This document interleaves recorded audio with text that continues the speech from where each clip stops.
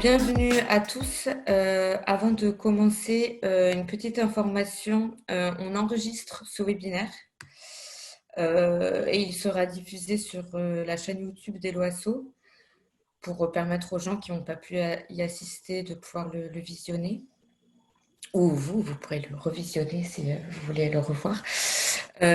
Du coup, on vous demande de couper toutes les caméras et tous vos micros. Et voilà, donc dans la vidéo n'apparaîtra que mon écran et les interventions des intervenants. Donc voilà, normalement, vous n'allez pas apparaître dans cet enregistrement. Donc, bienvenue sur ce webinaire. Aujourd'hui, on va vous parler de sécuriser les données en ligne de son association. Hop, je vois que j'ai toujours un micro ouvert. Désolée, je ferme.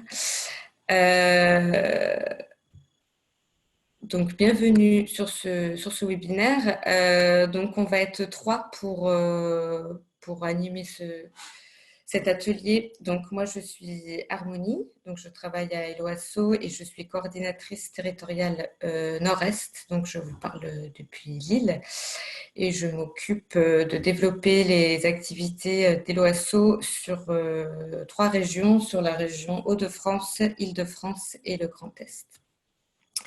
Et avec moi aujourd'hui, mon collègue Robin. Donc Robin, je te laisse te présenter. Bonjour à tous, je suis responsable de la sécurité des systèmes d'information chez Eloasso et j'ai été récemment nommé DPO aussi, donc ce qu'on appelle le délégué à la protection des données en France. Ok, merci.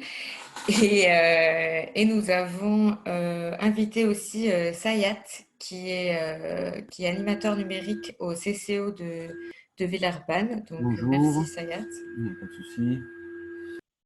Tu peux te présenter un peu plus bonjour. Effectivement, je m'appelle Sayat, je suis médiateur numérique au CCO. Donc, je m'occupe sur les territoires de Villeurbanne toutes les questions en fait, du numérique inclusif, donc beaucoup d'ateliers, de formation, production de documentation sur Creative Commons. Voilà. Merci beaucoup de te joindre à nous pour animer cet atelier. Donc, quelques petits points techniques. Donc, normalement, si vous êtes connecté, on espère que vous avez utilisé Zoom en passant par votre navigateur. Et comme je vous l'expliquais avant de commencer, on va privilégier les contacts entre nous via le chat pour que ça soit plus agréable pour les oreilles de tout le monde. Donc, pour accéder au chat, voilà, vous avez ces 3 petits onglets sur votre écran.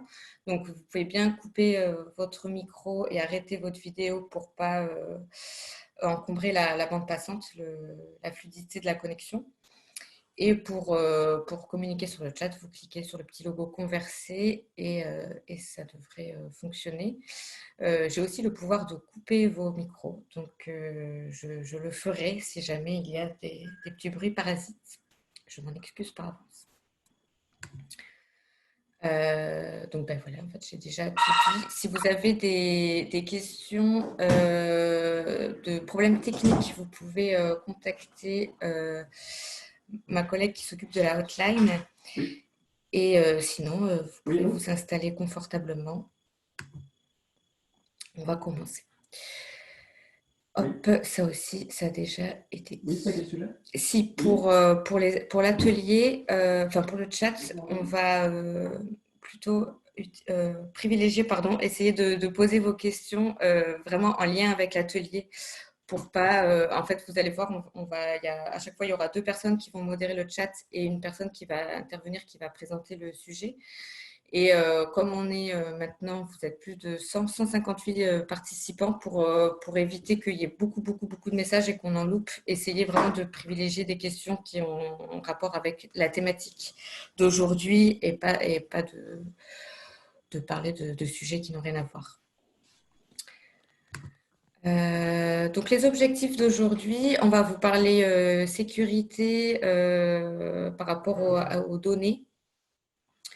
Donc, on va essayer d'appréhender les dangers d'Internet, vous donner des bons réflexes pour protéger vos données et pouvoir naviguer sur Internet en toute sécurité. Et on ouvrira du coup le sujet sur l'utilisation des logiciels libres pour aussi avoir une utilisation éthique du numérique.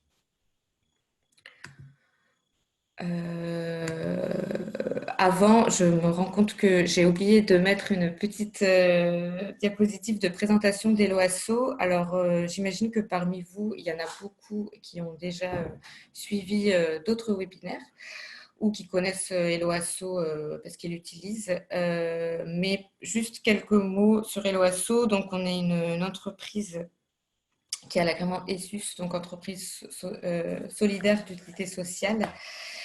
On est près de 65 salariés aujourd'hui et l'OASO existe depuis 10 ans. Et qu'est-ce qu'on fait du coup? Il y a sur le site, c'est une plateforme de solutions de paiement en ligne pour les associations et qui vous permettent de pouvoir recevoir des financements numériques. Que dire de plus? Si tous les outils sont entièrement gratuits et on fonctionne avec un modèle économique alternatif donc, qui fonctionne par contribution volontaire. Donc les gens qui utilisent nos services peuvent donner une petite pièce à Eloasso et c'est ce qui nous permet de vivre. Voilà, si vous avez des questions sur Eloasso, n'hésitez pas à les poser sur le chat. Et je vais laisser la parole à Robin pour entrer dans le vif du sujet d'aujourd'hui, qui est donc la sécurisation de nos données. Merci Harmonie. Du coup, je pense que c'est bien de commencer par un petit rappel de la base. Donc, qu'est-ce qu'une donnée à caractère personnel au sens du RGPD? Moi, je vais me focaliser exclusivement là-dessus, étant donné que c'est les données les plus sensibles à manipuler.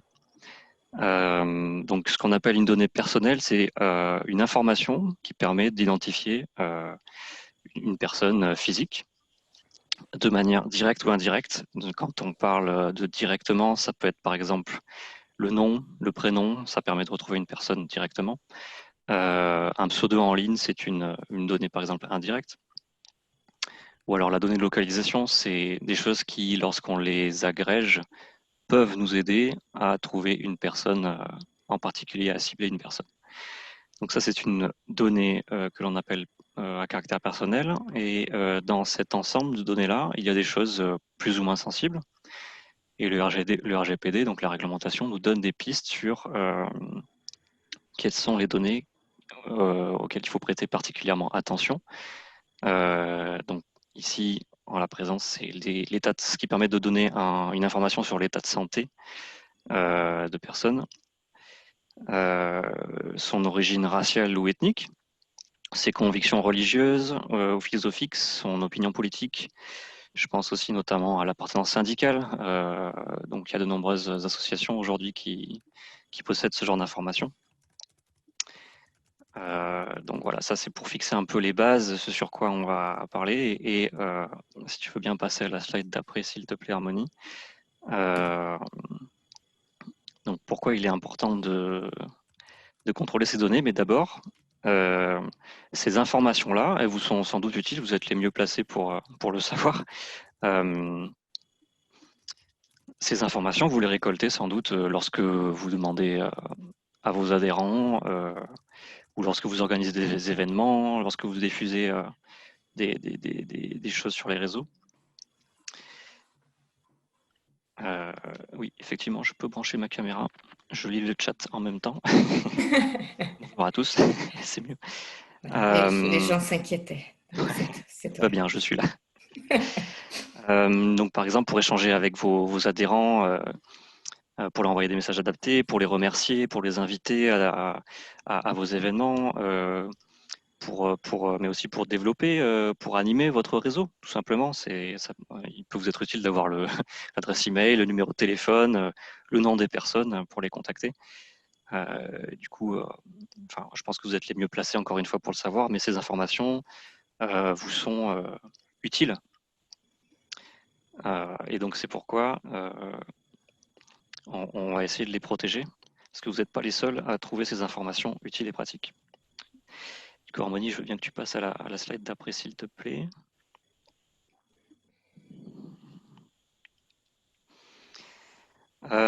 Donc, je pense que vous êtes tous à peu près au courant qu'il y a une nouvelle réglementation qui s'appelle le RGPD. Donc, je ne vais pas revenir dessus de manière trop exhaustive. On pourra en discuter une autre fois, mais c'est important quand même de rappeler les grands principes. Le RGPD dit qu'il est interdit de manipuler des données personnelles, tout simplement. Voilà, ça c'est le postulat de base. Sauf si le traitement, donc ce qu'on va en faire, typiquement, je vais reprendre tout au long de cette présentation l'adhésion. Sauf si le traitement repose sur un principe légal, et il y en a 6, donc la réglementation en expose 6. Je vous les ai tous listés ici, mais je pense que les plus importants pour vous, c'est bien sûr le consentement, c'est-à-dire que vous avez informé la personne sur ce que vous allez faire avec ces données, et vous lui avez demandé si elle a envie ou pas. Vous avez récolté ce consentement. Et typiquement, il y a aussi la base légale du contrat, c'est une autre base qui est souvent utilisée, peut-être plus pour les entreprises comme nous chez Helloasso, où on va passer un contrat en ligne, ou même, je sais pas, je pense aux grandes entreprises comme Google et Facebook, qui exposent dans leur CGU et leur privacy policy comment ils utilisent vos données, et qui vous invitent à accepter ces CGU lorsque vous créez un compte chez eux, par exemple. C'est ce qu'on appelle un contrat. Très rapidement sur l'obligation légale, typiquement lorsqu'on va traiter des paiements comme chez Helloasso, il faut qu'on retienne un certain nombre d'informations pour lutter contre la fraude et le blanchiment d'argent. Bon, ben ça, c'est typiquement des informations qu'on va conserver pour pouvoir remplir une obligation légale. Voilà, donc c'est une loi qui est passée au niveau européen, qui a été transposée dans le droit français, donc est applicable depuis le 25 mai 2018, ça fait un peu moins de 2 ans. Bientôt 2 ans. Donc, qu'est-ce qui est important de retenir? C'est que toutes les organisations, donc toutes les entreprises doivent documenter la conformité, c'est-à-dire qu'ils doivent renseigner quelque part qu'est-ce qu'ils traitent comme données et pourquoi. Je ne rentre pas dans le détail, mais qu'est-ce qu'ils traitent comme données, pourquoi, combien de temps ces données sont conservées. Elles doivent aussi s'assurer que ces données sont manipulées en toute sécurité. Je pense par exemple aux informations un peu sensibles que j'ai exposées tout à l'heure sur l'appartenance syndicale, par exemple, où c'est des choses qu'il faut garder un peu sous scellé, on va dire. Et une autre chose auquel on ne pense pas souvent, mais si jamais il y a une fuite de données, que vous constatez une fuite de données, c'est-à-dire que typiquement la liste de vos adhérents, enfin non, ça doit être public, mais la liste des coordonnées de vos adhérents se retrouve sur Internet, vous ne savez pas trop comment, mais vous le constatez. Et ben, typiquement, ça peut faire l'objet d'une déclaration, notification de violation de données, on appelle ça. Et on a 72 heures. Bon, bien sûr, le droit est plus précis, et dans certains cas, vous pouvez avoir plus de temps pour faire plus de recherches et signaler aux personnes et à la CNIL cette faille-là. Mais je vous invite à rechercher par vous-même plus précisément et à vous renseigner. Je souhaitais quand même attirer l'attention là-dessus. Et le dernier point important, je pense, qu'il faut vous faire passer là-dessus, c'est que le but du RGPD, c'est principalement de donner du pouvoir aux citoyens sur leurs données. Et donc, je vous ai listé, le RGPD liste un certain nombre de droits. Et je pense que les plus importants, en tout cas, à vous faire passer aujourd'hui, en toute humilité, c'est le droit à l'information, c'est-à-dire qu'une personne, lorsque vous allez lui demander de vous fournir son nom, son prénom, son adresse mail, doit être en mesure de savoir pourquoi, qui va le traiter, et à quoi ça va servir, quoi, à qui il peut s'adresser pour avoir plus d'informations, etc. Donc c'est ce qu'on appelle le droit à l'information. Et il y a aussi le droit très important d'accès, c'est-à-dire qu'on peut demander à n'importe quel responsable de traitement, donc typiquement une association ou nous, Helloasso, vous pouvez nous demander qu'est-ce qu'on a comme données sur vous, pourquoi on l'a, où c'est stocké, combien de temps on le conserve et pour quelle raison. C'est un droit. Vous avez aussi le droit de nous faire parvenir des corrections. C'est-à-dire si vous avez changé d'adresse, d'adresse postale j'entends, ou même d'adresse mail, vous avez le droit de nous le signaler. Voilà pour un petit brief sur le RGPD, des grands rappels. Bien entendu, je couvre là en 3 minutes quelque chose qui est assez long et exhaustif. Donc je vous invite à vous renseigner ou à poser vos questions dans le chat pour plus tard. Peut-être que c'est bien de vous présenter en exemple, c'est peut-être un peu plus parlant. Typiquement, j'ai envie d'adhérer à une association fictive qui s'appelle Guitasso, qui me propose de mettre en commun des connaissances autour de la guitare. S'il y a des musiciens dans le chat. Donc cette association me demande mon nom, mon prénom, une photo pour le trombinoscope, mon âge, mon adresse mail et mon téléphone, et m'expose sur son bulletin d'adhésion. Pourquoi elle va le faire? Donc c'est bien Guitasso qui traite ça. J'ai l'identité du responsable de traitement. Et les finalités, elle me met gérer ses adhérents, animer son réseau, mettre en commun les connaissances et organiser des groupes de niveau entre membres. Donc voilà, je suis informé, j'ai coché la petite case en bas lors du bulletin d'adhésion, lors de mon adhésion dans le bulletin que j'étais OK avec ça. Et Guitasso conserve cette information. Ça, c'est un exemple de traitement illicite. Si on passe à la slide suivante, un exemple de traitement illicite pourrait être, ce qui arrive très souvent et auquel il faut faire très attention, c'est le détournement de finalité. C'est-à-dire que là, l'association en question a recueilli mon consentement pour les finalités qu'elle avait exposées dans son bulletin d'adhésion, donc je suis au courant. Mais elle décide, c'est dans son droit et ça paraît être logique hein, pour elle, de partager mes coordonnées avec un professeur qui n'est pas membre de l'association et qui, tout simplement pour qu'il puisse prendre contact avec nous pour nous proposer des cours de... Voilà, donc c'est bien fondé. L'association a peut-être pensé que ça pouvait être intéressant pour nous. Sauf qu'elle ne m'a pas informé avant. Et puis, j'étais peut-être pas consentant, moi, pour partager ces infos-là avec cette personne. Donc, c'est ce qu'on appelle un détournement de finalité et aussi un partage avec un tiers.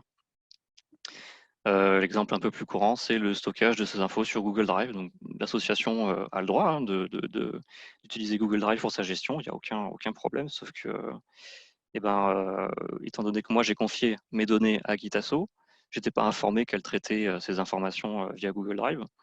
Elle aurait dû m'en informer avant en fait, parce que là elle partage ces informations avec un tiers auquel je n'ai pas forcément consenti à donner mes informations. Voilà, c'était des petits exemples où on peut vite se retrouver dans un cadre illicite, bien que en toute transparence, ça soit des exemples fictifs.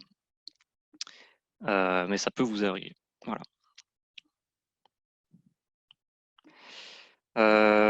Donc maintenant qu'on a exposé la loi, c'est peut-être bien de dire pourquoi il y a des gens qui se sont posé la question de reprendre le contrôle un peu sur le partage des informations et à quoi servent ces données-là. Typiquement, tout à l'heure, j'ai partagé ma photo, mon nom, mon prénom. Ça peut être des choses qui peuvent être utilisées pour établir des faux contrats à mon nom. J'ai repris mon identité pour faire des faux passeports, des faux papiers, ce genre de choses. Donc je ne vous raconte pas la galère une fois qu'on est victime de d'usurpation d'identité. Vous en avez peut-être déjà entendu parler. C'est très très très compliqué de prouver que c'est pas vous. Dans un autre genre, ça peut être la fraude. Tout simplement, on va le voir par la suite dans des exemples que je vais vous donner de fraude par rapport au contexte lié à la crise actuelle, où des gens peuvent récupérer vos coordonnées bancaires et les revendre sur le dark web, par exemple, pour une poignée de sous. Voilà. Ce qu'il faut retenir là-dedans, l'objectif, au début, on peut vous dire oui, mais c'est mon nom, mon prénom, tout le monde sait comment je m'appelle. Ouais, très bien, mais peut-être pas. Si vous voulez, l'objectif derrière, souvent, de ces personnes qui vont être à la recherche d'informations, c'est de les revendre. Ça, c'est le scénario classique et ce qui paye relativement peu comparé à ce qu'on peut faire avec ce genre d'informations. Ce qui paye plus, c'est des attaques un peu plus ciblées qui vont quasiment principalement tout le temps faire appel à la peur.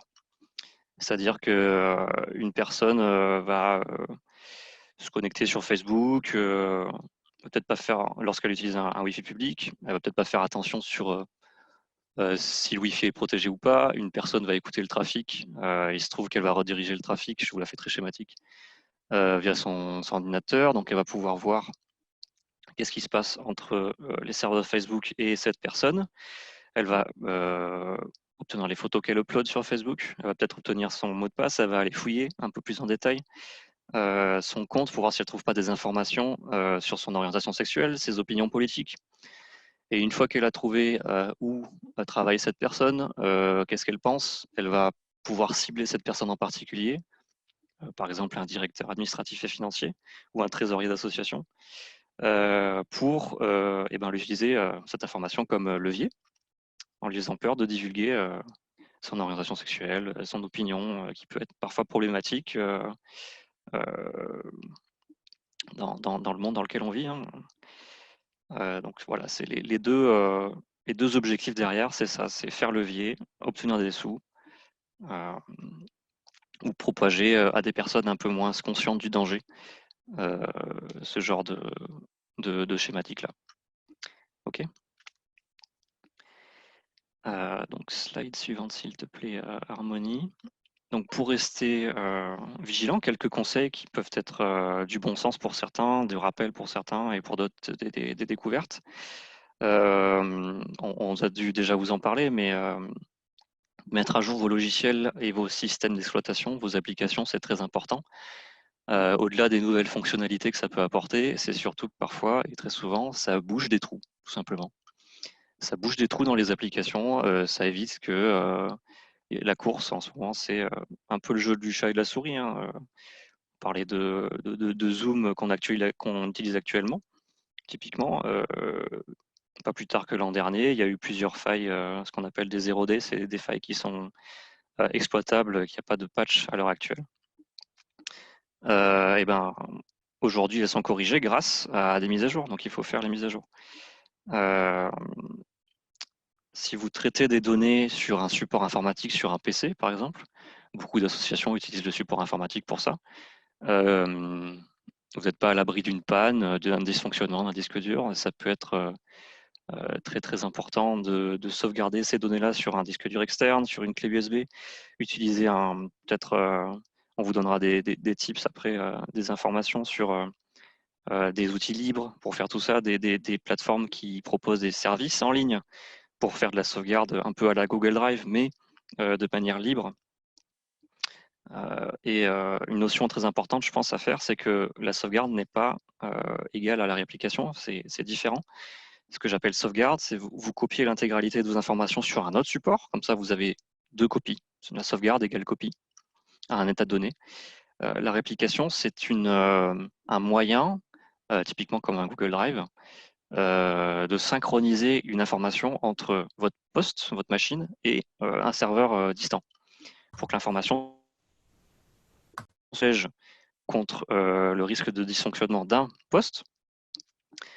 Typiquement, mon poste tombe en rade, j'avais tout sauvegardé sur Google Drive, bon, ben, je retrouve tout là-bas.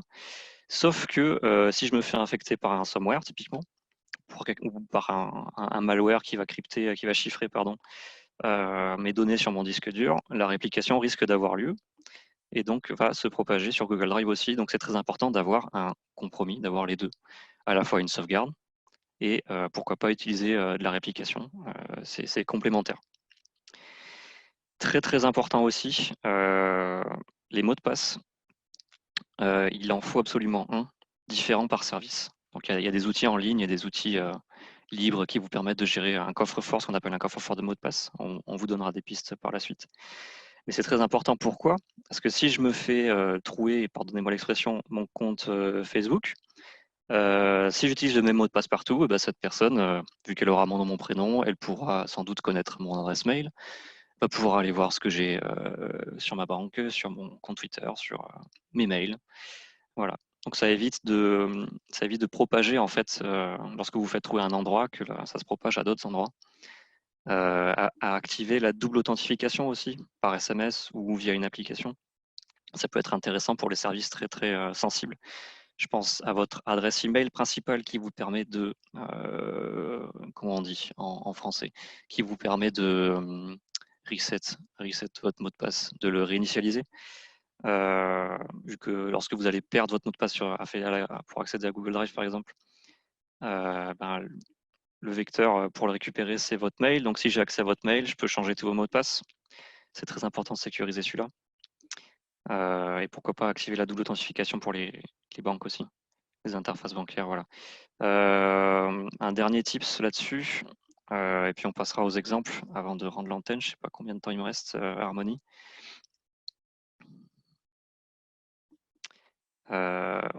Surtout... Pardon, j'avais coupé mon micro. Pas de souci. Non, c'est bon, t'es bien dans les Ok. temps. Là, il est 14h30 pile, donc c'est nickel. Super, je termine rapidement alors. Surtout, prenez le temps, rien ne presse. Vous avez le temps de réagir face à un mail, face à une pop-up qui vous dit attention, cliquez ici pour acheter je sais pas quoi. Vous avez le temps, rien ne presse, ne cliquez pas. Vérifiez la source de vos mails, de vos SMS. Si vous ne la connaissez pas, ne cliquez pas. Si c'est vraiment important, elle va vous appeler directement. Elle va essayer de vous joindre par un autre moyen. Si jamais vous connaissez la source, mais que le message vous pose un petit peu question quand même, essayez de contacter via un autre moyen la personne. Si vous avez son numéro de téléphone et qu'elle vous a envoyé un mail un peu bizarre, appelez-la pour savoir si c'est vraiment un truc sur lequel vous pouvez cliquer ou pas. Vérifiez les URL, est-ce que c'est un site que vous connaissez ou pas. Voilà, c'est des petits tips très rapides, encore une fois en toute humilité, pour vous rappeler le bon sens. Pourquoi je dis ça? Je pense que c'est sur la slide d'après, je vous ai mis quelques exemples. Voilà, exactement, face à la situation actuelle, il y a 2 exemples. Alors c'est un peu petit, je vais vous les traduire, mais grosso modo, en haut à gauche, donc je vous ai mis la source, on vous donnera les slides, vous pourrez aller voir par vous-même par l'information sur laquelle je m'appuie. Et pourquoi pas enrichir en farfouillant un peu plus. Mais en haut à gauche, vous voyez une reproduction d'un site d'e-commerce, des masques qui utilisent justement la crise actuelle pour s'enrichir. Donc on n'a aucune information sur comment ce masque fonctionne et est-ce qu'il est vraiment qualifié pour lutter contre la propagation du virus actuellement. Faire attention à ce genre d'arnaque. Typiquement, il y a des mails. Donc là, c'est des exemples de mails en bas à droite. Un qui prétend provenir d'UNICEF. Donc il nous dit, regardez, je vous envoie une application pour que vous puissiez regarder où en est la propagation du virus et rester à jour par rapport à celle-ci. Donc n'hésitez pas à la propager, à la transférer à vos copains, à vos collègues. Et bien sûr, cette application, c'est une fausse appli, hein, même si même si elle fonctionne en s'appuyant sur des choses qui existent, elle peut très bien cacher un crypto locker ou ce genre de choses. Et puis alors là, typiquement, si on prend ce mail en bas à droite, on voit bien que le nom et la signature ont l'air reprennent le logo de l'UNICEF, mais le mail est swift@allcounty.com, ça n'a rien à voir avec un nom de domaine que possède l'UNICEF. Donc c'est assez facile, encore une fois, de ne pas se faire avoir, mais encore faut-il prendre le temps de souffler, de vérifier un peu d'où proviennent ces messages. Voilà, je pense qu'on peut passer à la suite. Donc je vais laisser la main à mon collègue, à mon partenaire Sayat du CCO. Yes. Oui, alors peut-être avant. Excusez-moi, il y avait mon téléphone qui sonnait, j'étais perturbée. Oui, je ne sais pas s'il y a eu des questions auxquelles tu n'as pas pu répondre, Sayat, vu qu'on a un peu de temps, peut-être que Robin, s'il peut reprendre. J'ai essayé de répondre globalement, mais à un moment donné, on s'est rejoint avec Robin, donc on a répondu, il a continué de répondre à certaines questions. Donc on nous demandait en fait des actions spécifiques, des études de cas un peu des activités d'une association qui peut se passer tous les jours. Et on nous demandait en fait, est-ce que ça c'est légal? Est-ce que là j'ai le droit de le faire? Est-ce qu'on m'a arnaqué quand on m'a demandé mon numéro de sécu? Donc moi ce que je répondais effectivement globalement, c'est que l'essentiel c'est de bien être conscient à quel moment c'est lui donner personnelles et savoir si la personne a été bien informée de façon transparente et clairement sur le RGPD. Et à partir de là, normalement, vous montrez votre bonne foi et la personne qui accepte du coup de données, bah, il a accepté aussi les conditions qui vont avec. Les conditions qui vont avec. On me dit qu'on m'entend mal, mais est-ce que c'est bon? Oui, on t'entend. En fait, d'un peu plus loin, il y a ton Ok, ventilo qui fait un peu ouais, de bruit, mais ok. Est-ce que là c'est on t'entend. mieux? D'accord. Ouais, ok. Oui, moi je n'ai pas la réponse à cette question. Robin, peut-être que tu l'as. Pourquoi Eloasso demande l'âge? Ah bah, typiquement, on se trouve dans le cas où, comme on propose des services de paiement, on a ce qu'on appelle la directive sur les services de paiement, qui est une loi européenne qui nous oblige de réaliser de la lutte anti-blanchiment et anti-fraude. Et donc, ça fait partie des informations que notre prestataire de service, celui qui va gérer les paiements et qui manipule les cartes bancaires, typiquement, parce que nous, on ne voit pas ces informations sur Eloasso. On s'appuie sur un prestataire sécurisé qui manipule ces informations-là. Mais pour pouvoir utiliser les services de ce prestataire, eh ben, on doit respecter la loi qui nous demande donc cette information, que ce soit le nom, le prénom, l'âge, pour justement être en conformité. Et on rentre, si on revient à ce que je disais tout à l'heure sur l'obligation légale, c'est la base légale qu'on utilise, enfin en tout cas pour lequel ce traitement est permis chez Eloasso. J'espère que ça répond à la question. Ok, merci. Et du coup, on nous réclamait aussi de répondre à une question sur les newsletters, mais moi, je ne l'ai pas vu passer. Donc, si cette personne pouvait retaper sa question. Et, et voilà. Euh, ok, bon, on reviendra sur la newsletter plus tard. Sayat, si tu es prêt, on peut parler logiciel libre maintenant. Parlons, parlons logiciel libre, effectivement. Donc, je pense que j'ai vu dans les, comment dire, dans les discussions qu'il y avait des personnes qui connaissaient déjà. Donc aujourd'hui, on va faire un point sur le logiciel libre et puis effectivement comprendre l'essence de son fonctionnement et en quoi en fait c'est positif pour notre société quelque part. Et derrière, dans cette situation, donc par rapport à ce que Robin il a soulevé comme question de données et de cybersécurité, l'utilisation logiciel libre est conseillée. Donc, logiciel libre, effectivement, c'est donc comme vous pouvez voir sur le schéma, donc on a bien le côté open source et logiciel libre.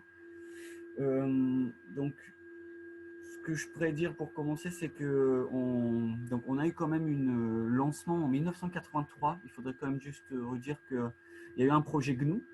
Donc ce projet-là, il visait effectivement mettre en place un système d'exploitation libre. Et à partir de en fait ce projet-là, qu'on a pu avoir cette licence, donc GPL, General Public License, qui est la fameuse licence qui permet de dire qu'un logiciel est libre.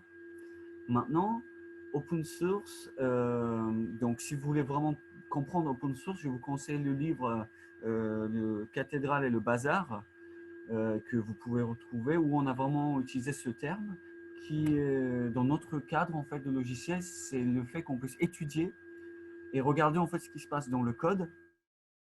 Il y a aussi toute une méthodologie de développement et de organisation qui va avec ce terme. Donc, l'idée pour nous, c'était quand même déjà de vous mettre clair sur ce terme-là que vous entendrez beaucoup, open source et libre. Et ben, quelle est la différence? C'est vraiment une question de licence. Donc, au niveau de législation, les logiciels libres sont du domaine public. Voilà, ils sont considérés comme du domaine public. Pourquoi? Parce que nous avons effectivement ces 4 valeurs.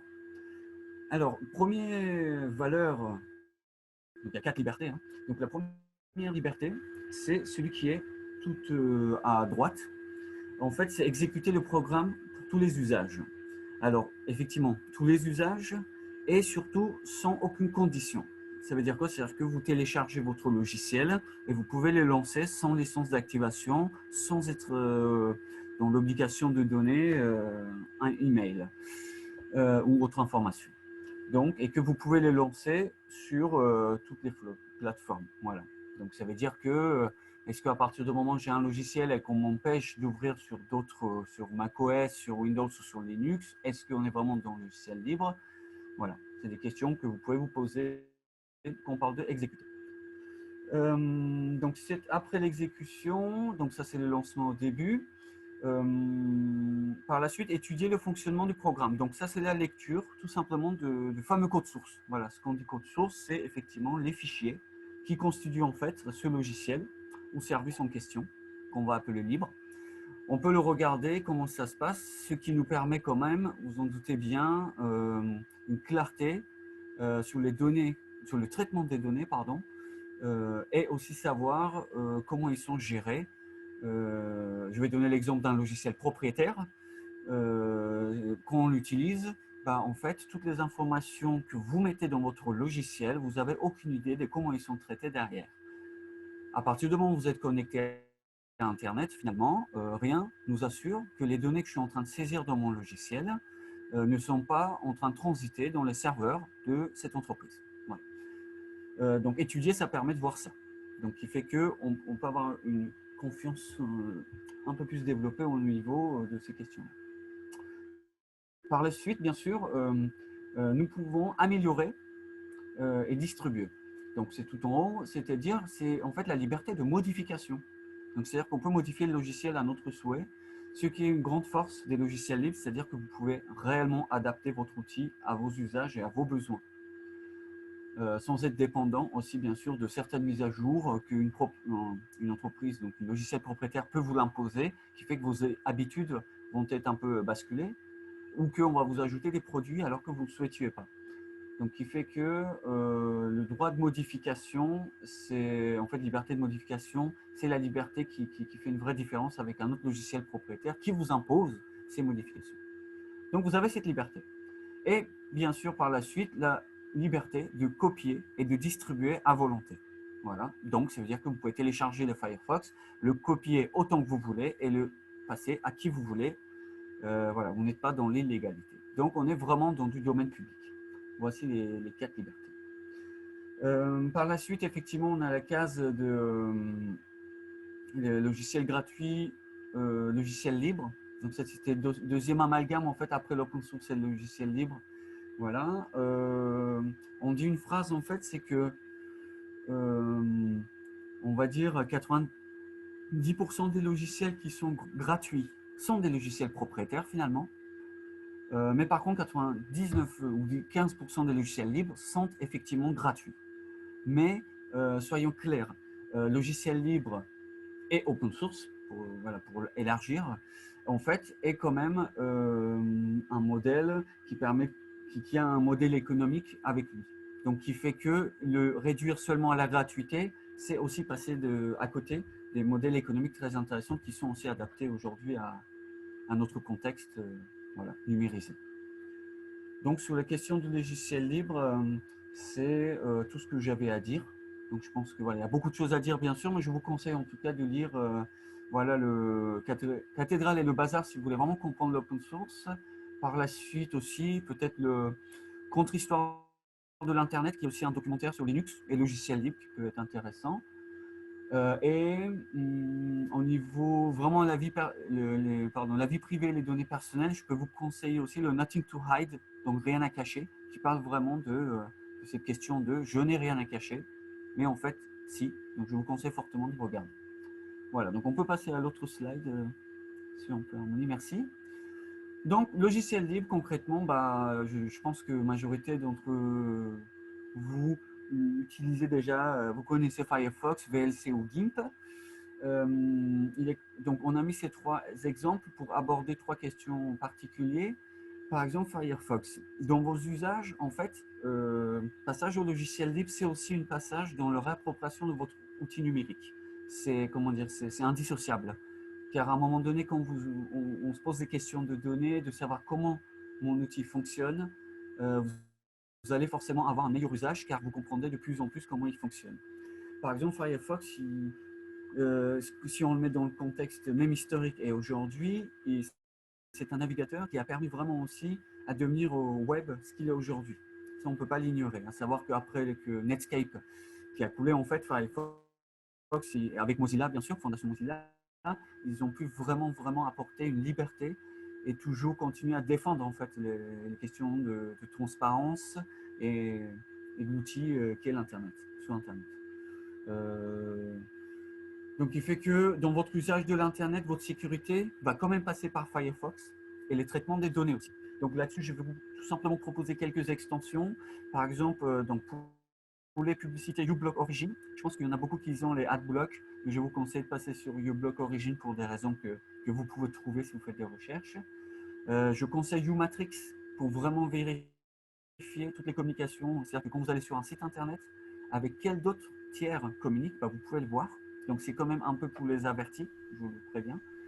Et bien sûr, NoScript, qui est aussi super pour couper les scripts, à savoir quand même que le script, c'est une des, comment dire, c'est une des actions principales qui crée en fait des situations de insécurité en fait sur Internet. Voilà. Donc le script, le fait qu'on exécute un script sur votre ordinateur navigateur engendre naturellement des problèmes de cybersécurité. Donc ayez un peu le regard là-dessus. Et comme il disait aussi, je rejoins Robin, et je répète, c'est les liens et les URL dans lesquels vous cliquez. Voilà, c'est très important.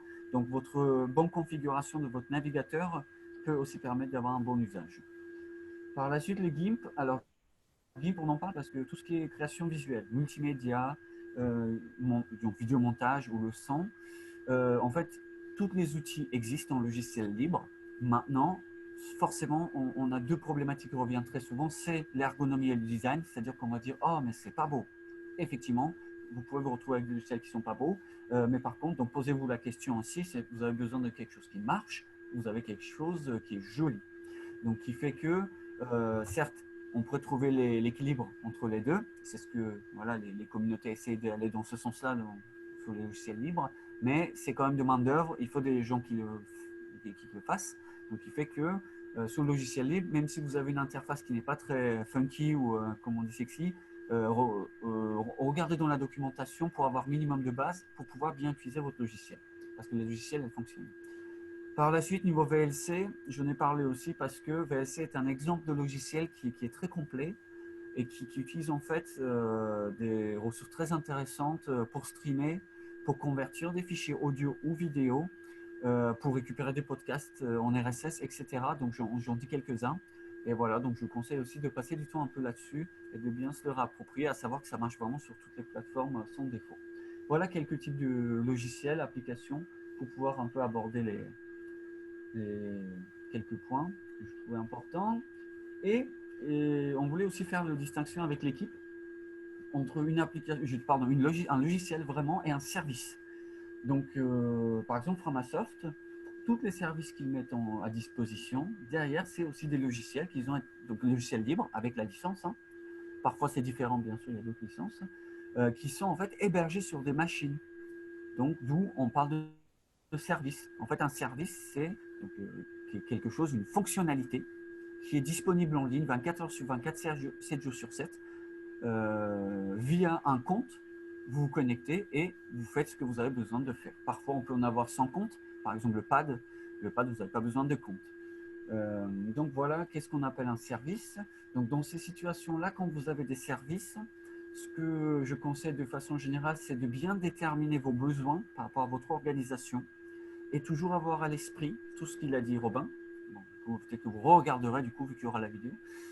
Gardez à l'esprit en fait toutes les points de vigilance à avoir sur les données pour que en fait ne faites pas une migration sur un service que vous ne maîtrisez pas, par exemple. Donc, il fait que vos données, il est essentiel que ce soit sur votre ordinateur personnel. Et par contre, tout ce qui est collaboratif et collectif, essayez d'avoir un usage le plus léger possible. Surtout quand on parle des outils et des communautés comme Framasoft, il y a beaucoup de volontariat quand même s'il y a des salariés, c'est très peu par rapport au service qui est proposé. Donc, notre usage de façon collective et communautaire va influencer sur le bon fonctionnement des services. Et ceci est valable aussi pour des entreprises. Certes, Zoom, il va proposer un service qui est très performant, mais par contre, à un moment donné, je veux dire, pour un nombre de personnes donné, mais par contre, derrière, si vous voulez aller plus loin, il est normal de payer. Dites-vous aussi que les services libres, ça fonctionne de la même façon. Vous pouvez chercher et trouver en fait des groupes, des scopes, des coopératives ou même entreprises qui proposent des mêmes services que ce que vous connaissez, équivalent à toutes les Google, Zoom ou d'autres services propriétaires. Vous pouvez trouver des entreprises. Donc, pour revenir à la question de la gratuité, pour vous dire qu'on peut avoir un service libre, qui respecte à notre vie privée les données personnelles qu'on traite, tout ayant un retour professionnel et une relation professionnelle.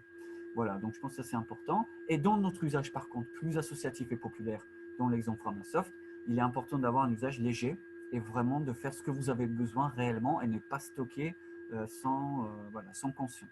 Voilà, c'était un petit message aussi niveau éco-responsabilité sur l'usage des services. Voilà.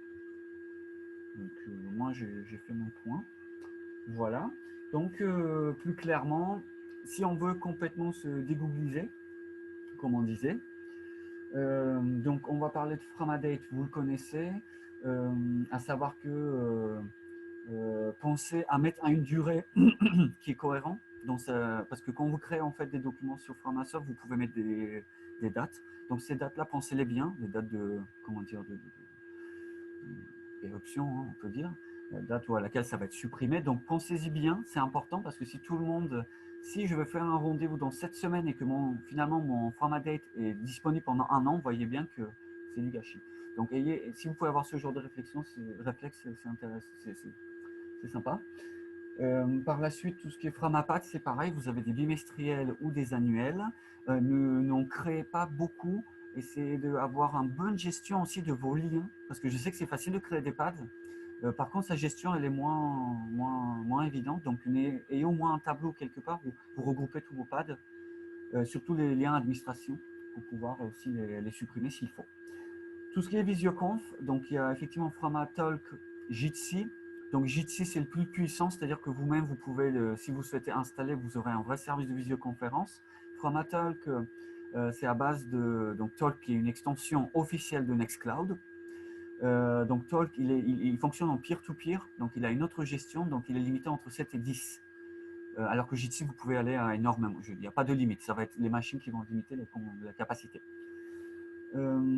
Par la suite, donc là je vais continuer et un conseil quand même qui est important, réfléchissez bien si vous avez vraiment besoin d'être vu dans vos conférences ou webinaires, si vous pouvez avoir plutôt du VoIP, donc des téléphones via internet, si vous pouvez, comme Mumble, ben, je vous le conseille fortement. On n'a pas l'habitude de le faire, ça paraît un peu technique, ça fait peur, mais concrètement c'est léger et avec un bas débit, vous pouvez avoir des bonnes conversations.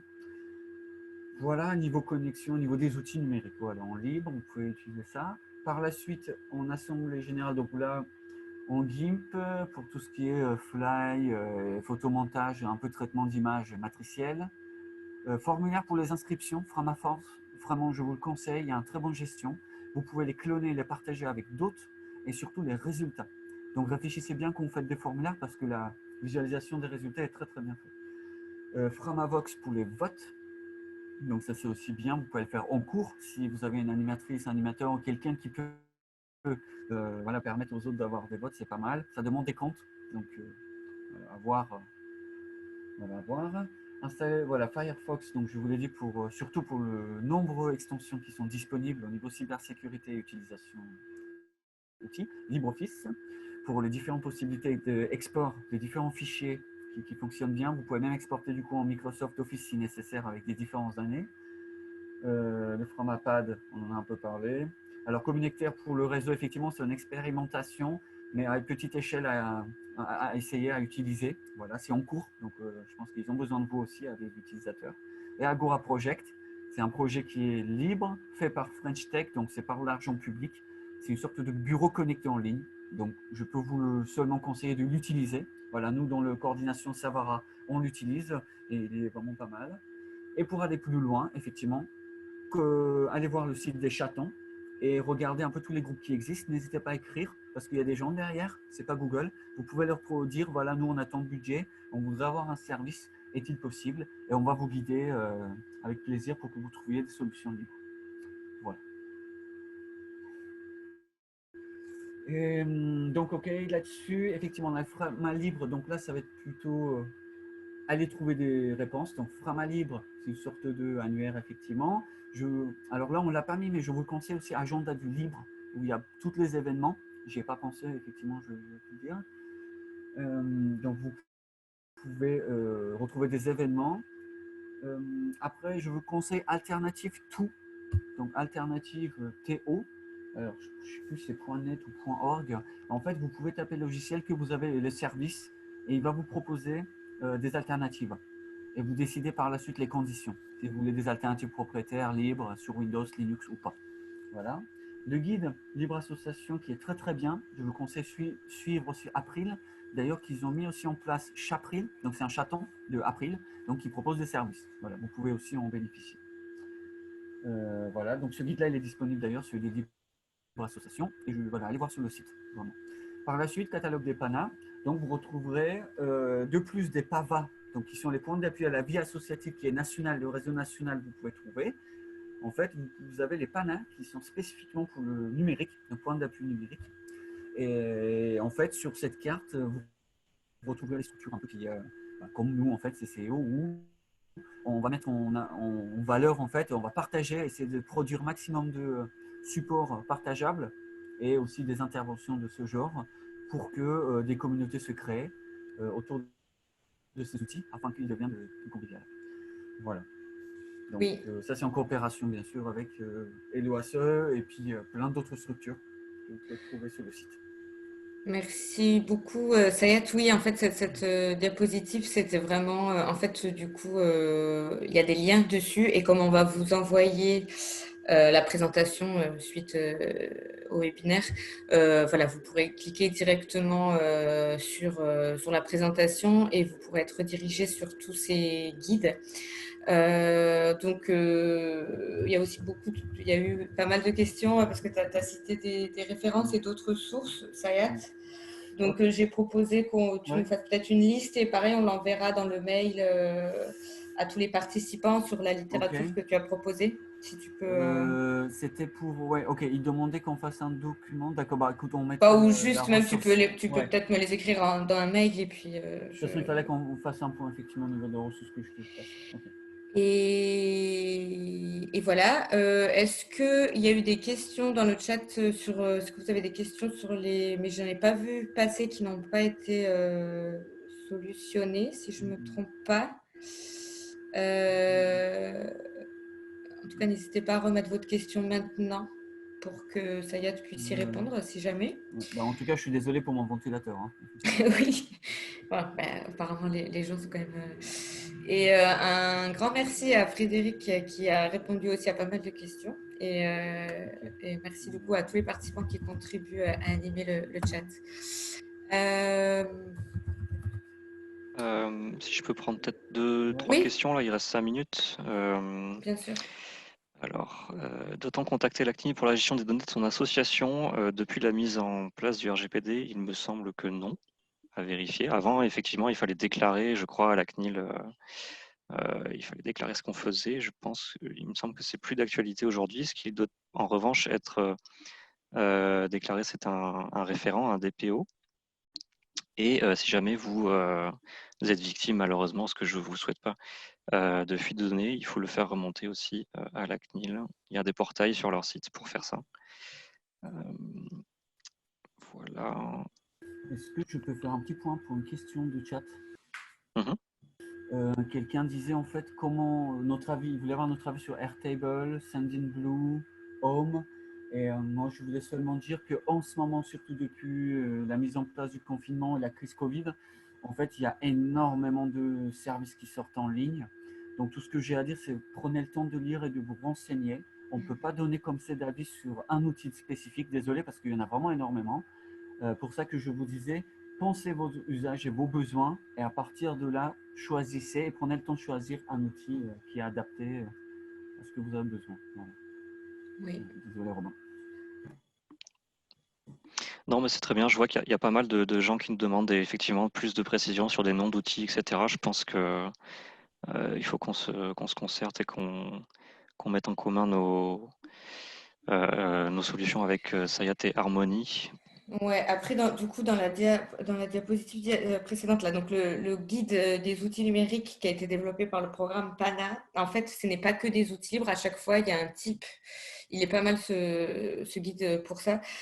Donc, un type d'outil, par exemple, de retouche photo. Et du coup, à chaque fois, on va vous présenter un outil propriétaire et parfois payant, et à côté, un outil libre. Donc, en fait, aussi, vous pouvez… En fait, on ne peut pas vous conseiller ou vous déconseiller des outils. C'est vraiment vous donner, par contre, des trucs pour pouvoir faire votre choix, comment choisir un outil. Mais c'est vrai qu'il en existe tellement et on ne peut pas prendre la responsabilité de dire donc cet outil, c'est le meilleur, etc., etc. Donc après, c'est un peu à vous de faire le tri en fonction de vos besoins. Comme le disait Sayat aussi, comme il l'a très bien dit, voilà, ça ne sert à rien aussi de se précipiter sur des choses où au final, on n'en a pas forcément toujours besoin, quoi. Mais en tout cas, on peut vous donner tous les liens vers ces guides. Et après, à vous de faire l'enquête et de voir si ça correspond ou pas à vos valeurs et à votre manière de fonctionner. Je viens de mettre dans le chat le lien alternativeto.net. Ok. Voilà. Super. Alors, je propose quand même de conclure et puis s'il y en a certains d'entre vous qui veulent continuer à échanger, je ne vais pas arrêter la réunion. Mais juste aussi pour ceux qui ne connaissent pas encore, en fait, il y a le groupe Facebook des associations qui s'appelle Agir Ensemble. Donc, n'hésitez pas à le rejoindre si ce n'est pas encore fait. L'idée de ce groupe, c'est que en tant qu'association, vous puissiez échanger si vous avez, je sais pas, une problématique particulière ou que vous recherchez justement un outil numérique. De tout simplement poster un message sur ce groupe et entre vous de vous donner des trucs ou de communiquer sur ce qui se passe un peu dans vos actualités, etc. Et Sayat vous a parlé un peu du programme PANA, donc effectivement c'est point appuyé au numérique associatif. Donc si vous avez d'autres questions concernant le numérique, qui concerne les associations, n'hésitez pas à aller sur le site et vous aurez du coup toute une liste de structures qui accompagnent les associations au numérique. Donc, si vous voulez aller plus loin, vous pourrez consulter ces structures. Pareil, je me dois de parler du hashtag 20h05 je donne. Ça, c'est une plateforme qui a été mise en place par Eloasso avec Ulule, KissKissBankBank et GiveExpert. Et du coup, qui recense toutes les collectes d'argent en lien avec la crise actuelle. Donc, si vous avez, vous, de votre côté, des campagnes qui sont liées à la crise ou si, personnellement, vous voulez soutenir, n'hésitez pas à aller sur cette plateforme. Voilà, et j'en ai fini. Donc, n'hésitez pas à poser vos questions encore sur le chat. Je ne sais pas si Sayat et Robin ont encore 5 minutes, peut-être. Ou Oui, pas. effectivement, je vais rester 5 petites minutes supplémentaires. Je réponds aux questions dans le chat. Ok, de toute façon, moi j'en ai fini, donc tu peux reprendre la parole hein, si c'est Vas-y. plus rapide. En tout cas, merci beaucoup à tout le monde et à bientôt me concernant pour un autre webinaire.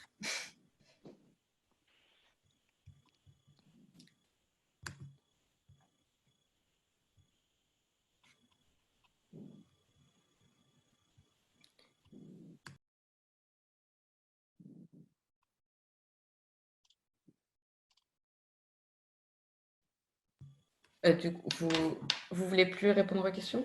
Ah oui, par le chat, ouais, je ne savais pas. Ou vous pouvez prendre le micro en fait, si c'est plus simple. Alors moi, j'ai Comme vous voulez. Ouais, moi, j'ai vu juste une ou deux questions. C'était. Oh, il y a tous les merci maintenant.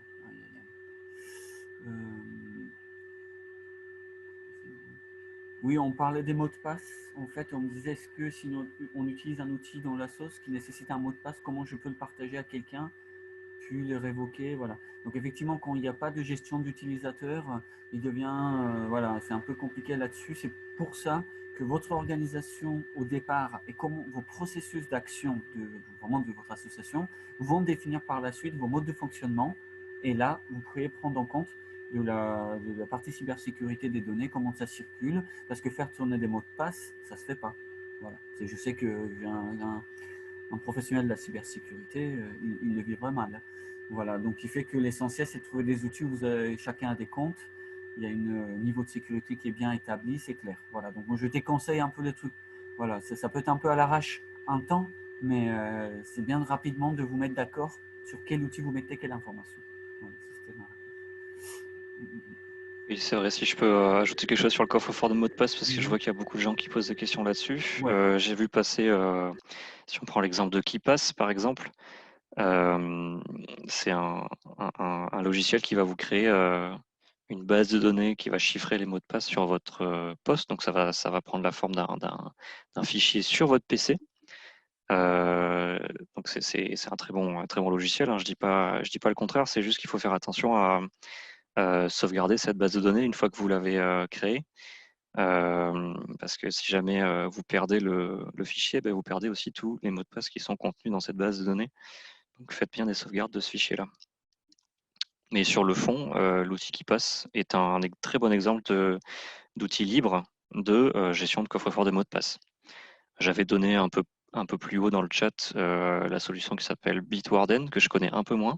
Qui passe, je l'utilise à titre personnel, mais Bitwarden, j'en ai entendu parler, qui est aussi libre, il me semble, et qui va un petit peu plus loin si vous avez des personnes dans votre entourage qui sont capables de monter des serveurs ou ce genre de choses, car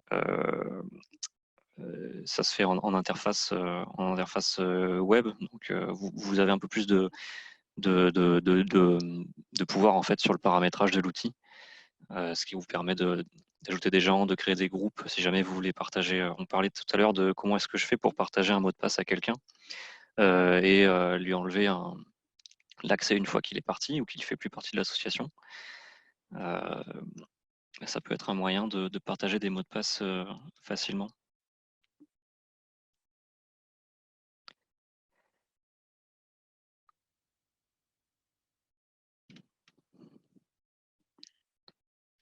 Oui, ça se partage pas un mot de passe, là-dessus on est d'accord.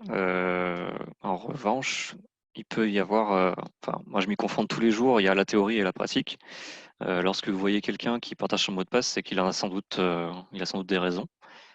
Euh, donc au, au lieu de lui, comment dire, lui couper son besoin et lui proposer aucune solution alternative, si j'en ai pas, ben, le mieux reste de peser le pour et le contre et le risque si jamais je partage ce mot de passe à quelqu'un, enfin plutôt l'accès à un outil, vu que je rappelle qu'on est censé avoir un mot de passe par outil. Et du coup, ça me permet, une fois que j'ai plus besoin de partager l'accès avec quelqu'un d'autre, je change le mot de passe et cette fois-ci, oui, je ne le partage plus. Voilà, ça peut être une façon de manière temporaire de donner l'accès à quelqu'un sans se casser la tête. Bien qu'effectivement, si vous avez une solution plus sécurisée comme un coffre-fort de mots de passe partagé, mais ça encore, tout le monde n'a pas forcément accès à ce genre d'outil.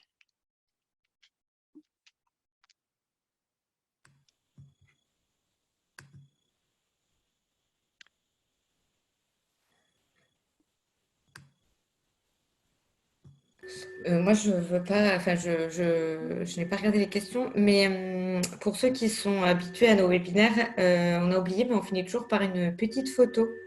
Si vous souhaitez allumer vos caméras et qu'on fasse une photo de groupe, bah, vous pouvez, puis si vous ne voulez pas, tout simplement, vous ne branchez pas votre caméra. Voilà, et je vais faire une capture d'écran.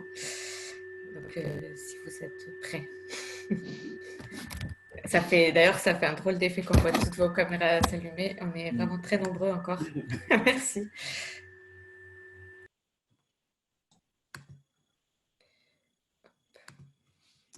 Alors,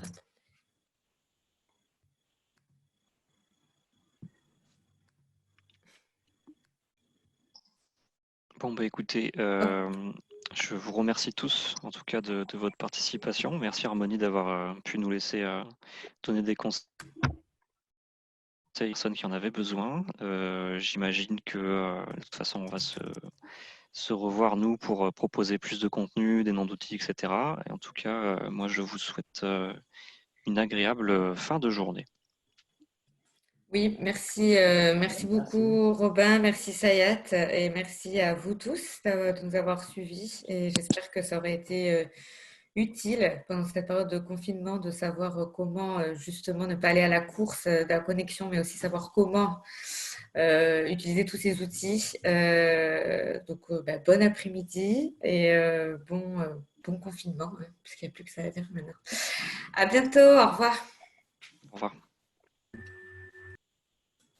Au revoir, merci, à bientôt. Au revoir. Au revoir. Au revoir, merci. Au revoir. Bye bye. Voilà, ça bug là.